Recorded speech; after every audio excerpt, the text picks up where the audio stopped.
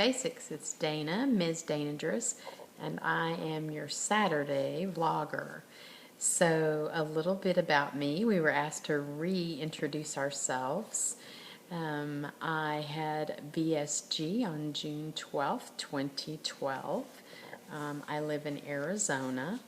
At the time I had my initial consult with my surgeon, my official weight was 292.5. I had weighed a little bit more than that when I started my journey, but by the time I got in to see my surgeon, it was that.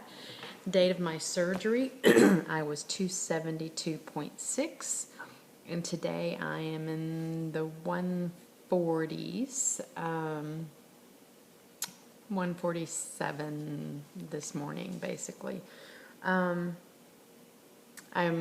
way past where I ever thought I would be. I have declared that I am in a maintenance mode, though I am continuing to slowly lose a little bit. I'm not trying to lose. I really am trying to live a life of maintenance, and for me, back to basics is learning to live a life of balance and making this stuff that's happened over the past year and a half into my everyday life. I'm learning that it's really easy to let old habits creep in. So that's a little bit about me. This week we were asked to talk about goals, and the questions are about SMART goals, S-M-A-R-T, SMART goals. Do we make them? And what influences our decisions? I do make goals, and usually my goals have followed the SMART formula: specific, measurable, A sometimes is actionable, sometimes it's achievable. I've seen it different things. R is realistic, T is time-bound. So I do that in some aspects of my life. I have done that for my weight loss surgery journey. What I'll say is, number one, while I make goals, I don't always revise them.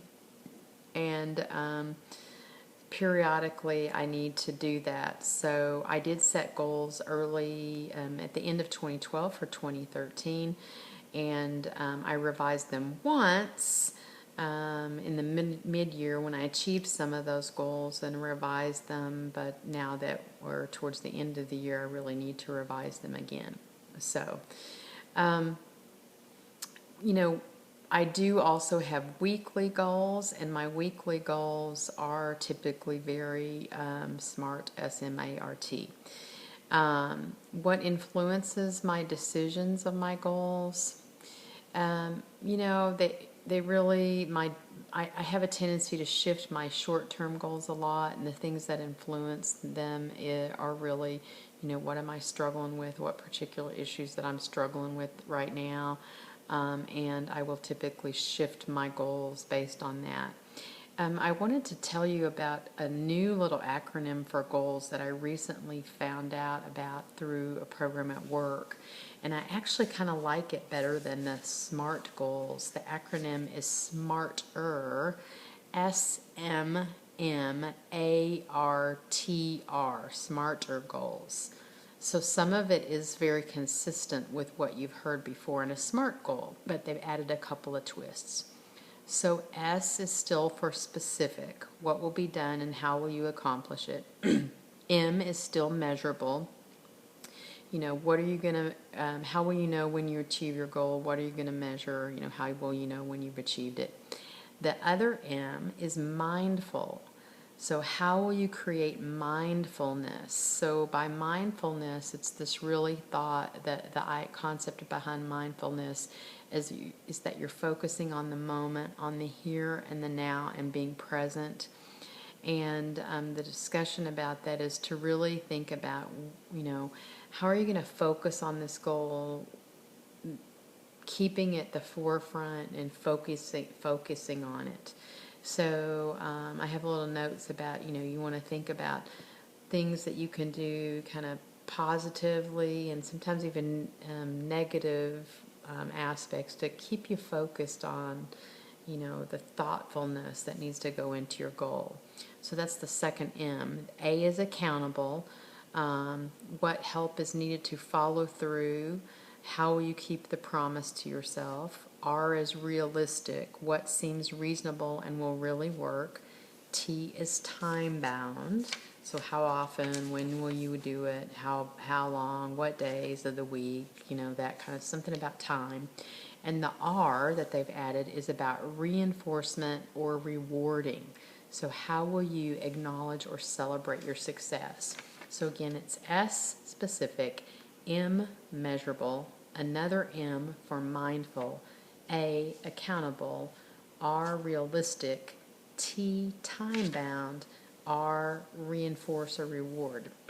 So I kind of like that they've thrown in the mindfulness and then the reinforcement reward. So as I was looking at kind of goals, we were asked to think about a long-range goal and share with you all, and a mid-term goal and a short-term goal. I tried to really kind of focus myself on making mine not just smart, but smarter goals. And I have a little more work to do on these, but this is where I am landing on. And really my long-term goal, I will probably make this my full year goal for 2014. But I've set it now, and we will, I'll kind of continue to craft it, but right now this is what I've written. And it's all really about maintenance. Now note that I have goals for different aspects of my life. I have one on my weight. Last year I had one on my overall fitness. I have professional goals, and so you don't want to have too many goals, I think, because you can't focus on too many things. You want to have manageable. I know at work we have these things called scorecards, and we have goals, and they say 4 or 5 things are probably what you can focus on. If you get too much, then they all compete against each other. So you want to think about that in your life too. If you have too many, it's going to go crazy. So my first goal, and the one I'll share with you, is my 12-month goal. My long-range goal is about my weight maintenance. And so I've tried to write this in thinking smarter. So my goal is to weigh within my declared maintenance range of 140 and 150 pounds. And that's a whole nother subject, because I've just kind of thrown a dart that I think that should be my range. Anyway, between 140 and 150 pounds, and be able to wear the same size clothes that I can as of November 5th, 2013, which is the date that I'm recording this. And that is a size medium shirt and a size 10 dress pants. To achieve this, so part of that beginning statement is, the specific and measurable, but here's the action steps that's more specific and measurable. So to achieve this, I'm going to, number 1, continue to follow the rules of eating for bariatric patients, like my protein first, the appropriate portions. Then I also added limited sugar and starchy carbs on 5 or more days a week. So I'm going to let myself, because I'm in maintenance, a couple days a week, have some little extras, but not more than that.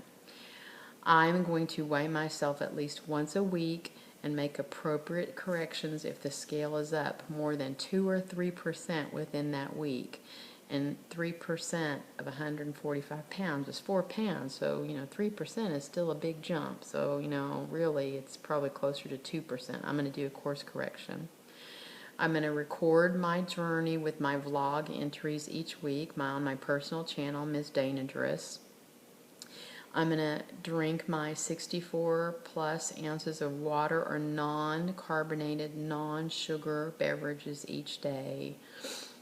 And I'm going to keep my body movement level of at least 10,000 steps a day, at least 5 days a week. And I have some separate goals that I'm going to set for other fitness stuff. My reward upon achieving this goal, this maintenance goal, is going to be, and this is where I haven't decided really what the goal is going to be, what the reward's going to be. But here are some ideas. Number one, I'm thinking I might do a big old brag or a cheer for myself on the YouTube channel here and Facebook. You know, two, I'm just going to have the big satisfaction of maintenance.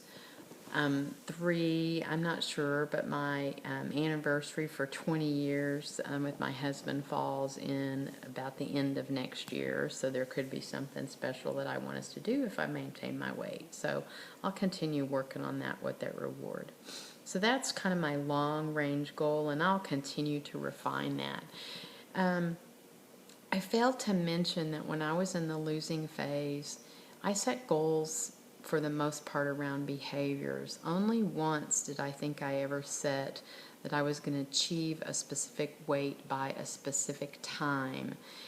Because for me, weigh a specific amount by a specific date is not within my control. Because I could be doing all the right stuff, and if my body decides to do a set point or something, then I don't control that. So my goals were around the behaviors. So it was how much I walked or exercised per week, what things I was eating, what things I was logging. It wasn't about what the scale did.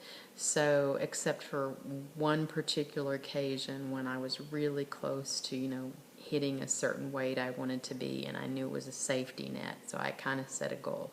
So, I do have a weight range here as far as maintaining, because that's where I'm at. But normally I don't set dates and weights together. My midterm goal, so I was asked to give another goal that would be about 6 months. And so what I've decided to do is initially create a fitness goal. So, again, I'm trying to kind of think about this as a smarter format. So, I want to be able to maintain my current fitness level as a minimum, and my current fitness level is 5 or more days a week of 10,000 steps or more per day. So I want to maintain my current fitness level as a minimum for the next 6 months, and try at least 2 new physical activities to think about adding into my regular routine. Because I would really like to find some other things to do. So to do this, here are some specific actionable steps that I'm going to take. I'm going to try at least 1 new fitness activity before December 31st, and do it at least 3 times or within 3 consecutive weeks. And I have some ideas, like either yoga or Pilates or belly dance or some other dance or body pump or jogging or pole dancing or spinning. I mean, I have a lot of things listed as potential. It's like, pick one, try it. You need to try it more than once. You need to try it 3 times or 3 consecutive weeks. So I have that to do that once by 12/31, and another time by 4:30. So that would hit me in to be able to fit the 2 new kinds of activity trials within 6 months, with an ultimate goal of hopefully finding at least one thing that I'll build into my regular fitness schedule for the time frame. And then last, I was asked to set a short-term goal. So my short-term 1-week goal is basically to improve my meal planning and prep to help promote my healthy behaviors as we're entering the holiday season. And I have a couple of specific ideas from the OAC webinar that I listened to on planning and shopping, and I'm going to be applying those. And I'm running out of time, so I'm not going to go into it, but I've really listed what the little steps are that I'm going to follow this week. So I hope that this helps you, gave you a little insight to how I build goals, and thoughts about not only SMART goals, but maybe how to make them smarter goals. And maybe through my examples, it would help you, give you some ideas. So that's it. We'll see you next week on Back to Basics. Bye.